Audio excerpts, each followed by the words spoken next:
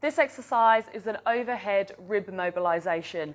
Now be warned, this one hurts, okay? So you can use your lacrosse ball, so your thermal lacrosse ball. If you've got a ball of a similar size, the key here is to have a ball that's relatively small because we're going to be working in the space between the spine and the shoulder blade. So it's quite a small space, but if you have a ball of a similar size, it's a little bit softer, you might want to start with that first. Now our target area is going to be from the border of the scapula, which is your shoulder blade. So in between that space of the border of the bone of your shoulder blade and your spine, okay? So one of the key things to remember is we never roll onto anything that's bone with one of these. We want to keep it on the soft tissue.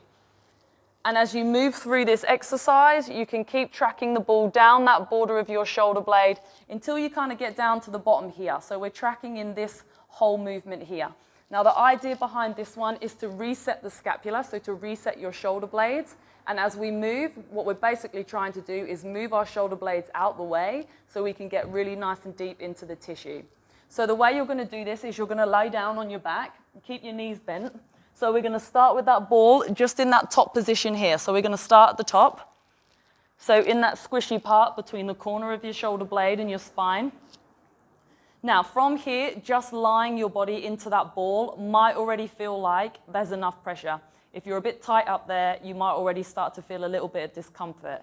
If you do, keep your hips down on the ground.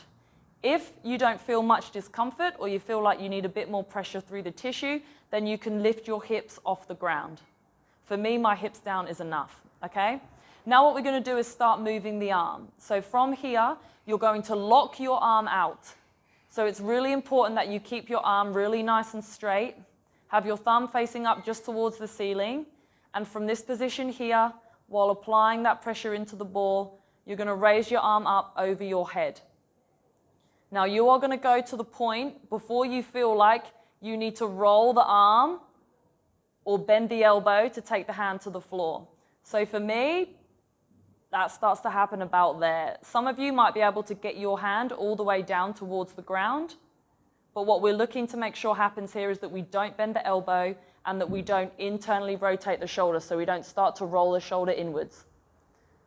So keep the thumb facing up, and then once you're at that end point, keep the arms straight, so keep the elbow locked out, and you're going to bring your straight hand across your body and direct your thumb towards your opposite hip. So again, we want to make sure that we're keeping the arm and the elbow locked out. We're taking the arm as far up above the head as we can until we can't go any further without compensating. And then we're bringing that straight arm and that thumb down towards the hip. You're going to do 2 minutes on one side.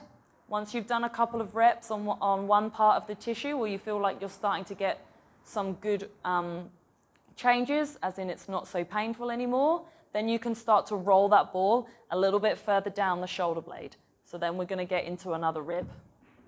And we do exactly the same thing.